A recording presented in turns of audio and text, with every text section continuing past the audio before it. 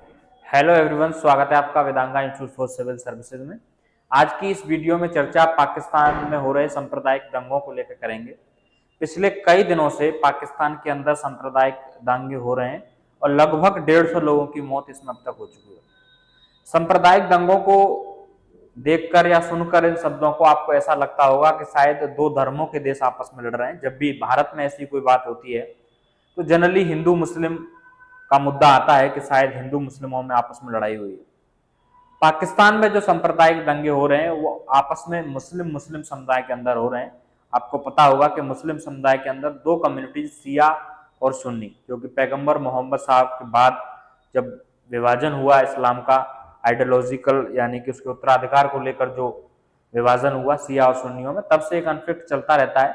लेकिन पाकिस्तान में जो कॉन्फ्लिक्ट है शिया सुन्नियों को लेकर एक ऐसे समय पर हो रहा है कि पूरा मुस्लिम जगत अपने आप को एकजुट करने की कोशिश कर रहा है, एकजुट करने का प्रयास कर रहा है।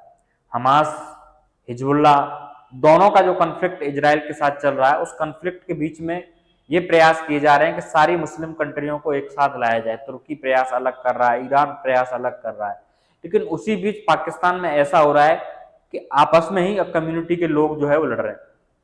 तो देखिए खबर क्या है। खबर यह है कि explain Shia and Sunni killing field of the Pakistan Khurram.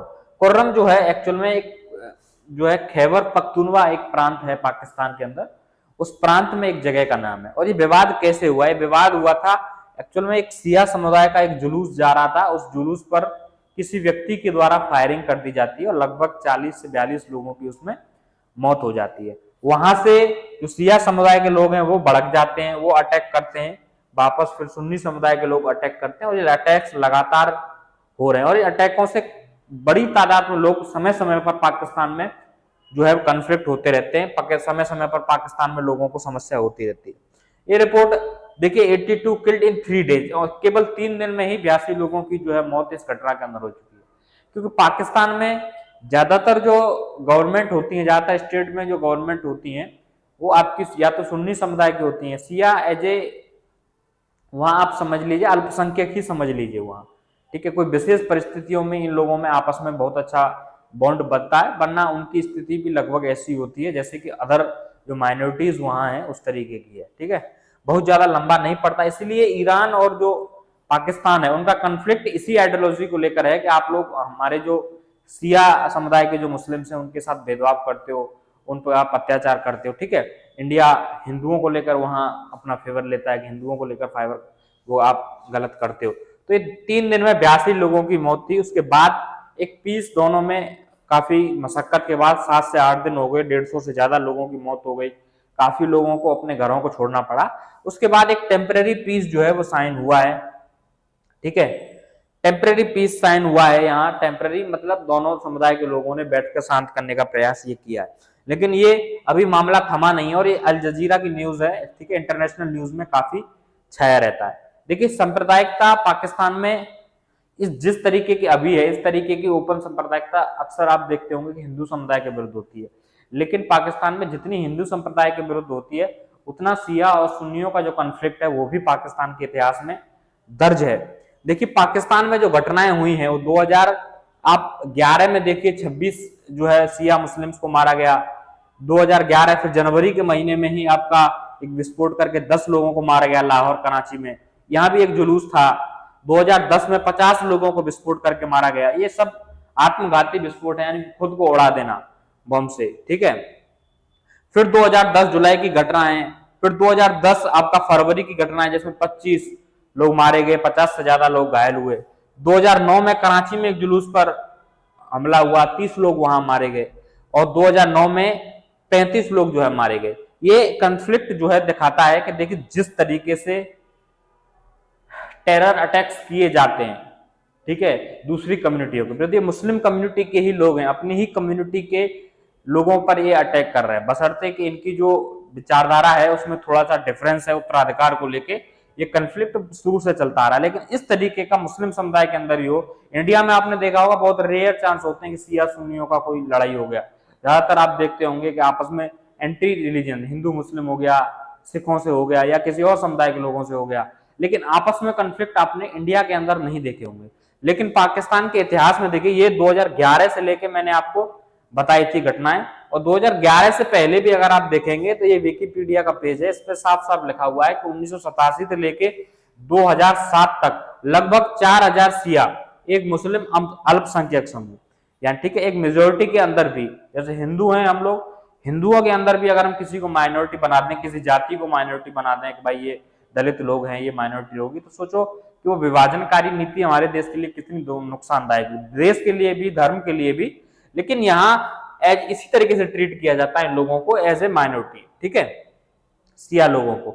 ये इन्होंने कहा है कि लगभग 4000 लोगों की जो है वो मौत हुई थी 1987 से लेकर 2004 तक। डिफरेंट जो ऑर्गेनाइजेशंस हैं वो इस पर जो है अटैक करती है। इन ऑर्गेनाइजेशंस को टेरर ऑर्गेनाइजेशंस भी पाकिस्तान नहीं मानता है। बहुत ऑर्गेनाइजेशंस इसमें ऐसी हैं जिनको टेरर ऑर्गेनाइजेशन में नहीं शामिल किया जाता है, क्योंकि गवर्नमेंट हमेशा जो मेजोरिटी होती है उसके फेवर में रहती है, ठीक है, जो सुन्नी समुदाय है उसके फेवर में रहती है। इसीलिए ईरान जो है नाराज रहता है।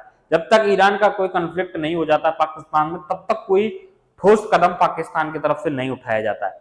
हालांकि पूरी इंटरनेशनल मीडिया में इस बात पर ज्यादा चर्चा है कि जिस समय हम लोगों को एकजुट करने का प्रयास कर रहे हैं कि इजराइल से लड़ने के लिए मुस्लिम समुदाय को एक किया जाए, मुस्लिम कंट्रियों को एक किया जाए, ऐसे समय में पाकिस्तान ये सब चीजों को अलाउड कर रहा है, स्ट्रिक्ट इन चीजों पर नहीं है, तो ये कहीं ना कहीं पूरे मुस्लिम जगत के लिए एक चिंता का विषय है, खासकर भाईचारे के लिए उनके। देखिए इराक, सीरिया, इन देशों में भी पहले ये सब कॉन्फ्लिक्ट लगातार हो चुके हैं, ठीक है। ये सब देश तो लगभग आप समझ लीजिए कि इनमें हालात अभी तो ISIS के अटैक के बाद ठीक नहीं है। ईरान के बॉर्डर को अगर आप देखेंगे तो पाकिस्तान के साथ लग रहा है, और ईरान का लगातार कॉन्फ्लिक्ट चलता रहता है। ईरान इसीलिए नाराज रहता है पाकिस्तान से कि वो जो है शिया मुस्लिम्स के साथ अच्छा व्यवहार नहीं करता है।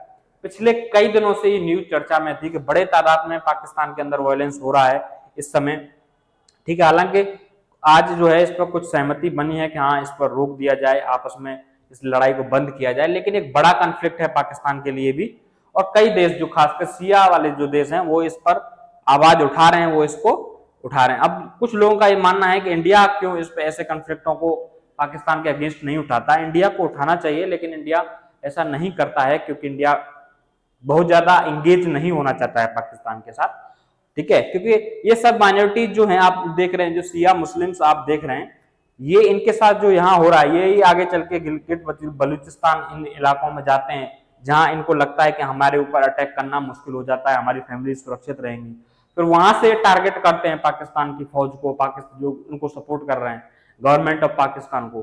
तो कहीं ना कहीं यही फिर अगर ये करते हैं तो पाकिस्तान इनको टेरर ऑर्गेनाइजेशन बोल देता है कि भाई आतंकवादी हैं ये लोग, ठीक है। इन्हीं को आगे चल के कह देता है कि ये तो होम मेड टेररिस्ट हैं, जो कि घरेलू और बाहरी आतंकवाद जो पाकिस्तान के अंदर चलता है। तो एक बड़ा कॉन्फ्लिक्ट पाकिस्तान के अंदर चल रहा है, ठीक है। पाकिस्तान अपनी किसी भी नीति को जो है पूरी तरीके से जमीन पर नहीं उतार पा रहा है, न तो इकोनॉमी उसकी अच्छे तरीके से चल रही है, ना पॉलिटिकल सिचुएशन में भी आप देख रहे होंगे लगातार कॉन्फ्लिक्ट उनके चलते ही रहते हैं, चुनावों को लेके कभी इमरान खान को जेल भेज दिया। तो एक स्थिरता नहीं आ रही है, और स्थिरता हालांकि प्रॉब्लम्स हर पड़ोसी देश के लिए रहती है, ठीक है। यहाँ अगर कोई अस्थिरता होगी तो उसका प्रभाव भारत पर भी पड़ेगा, थोड़ा बहुत तो भारत की इंटरनल सिक्योरिटी को करेगा, क्योंकि ट्रेड तो अब दोनों कंट्रियों के बीच में नहीं है। इमरान खान दोनों देशों के बीच व्यापार को प्रतिबंधित कर गए थे, तब से कोई व्यापार हमारा पाकिस्तान के साथ डायरेक्ट तो नहीं होता, इनडायरेक्ट थ्रू अफगानिस्तान या फिर किसी और कंट्री के थ्रू कोई माल चला जाए वो एक अलग केस होता है। लेकिन एक बड़ा मुद्दा है, बड़ा पाकिस्तान की इंटरनल सिक्योरिटी के लिए भी और मुस्लिम समुदाय की यूनिटी के लिए भी, जिस यूनिटी का दावा वो इजराइल के अगेंस्ट करते हैं कि हम सब मिलकर लड़ेंगे, साथ लड़ेंगे, ये सब सारे दावे इस तरीके से फेल होते नजर आते हैं जब ऐसी कंट्रीज में इस तरीके से आपस में लोग लड़ते हैं और उनको फ्रीडम दिया जाता है गवर्नमेंट की तरफ से, वहां की फोर्सेस की तरफ से। तो काफी अहम मुद्दा था पाकिस्तान का, जिसकी चर्चा थी इंटरनेशनल मीडिया में। और अगर इस टॉपिक से रिलेटेड कोई और अपडेट आएगा तो नई वीडियो के साथ आपसे मुलाकात होगी। तब तक के लिए नमस्कार।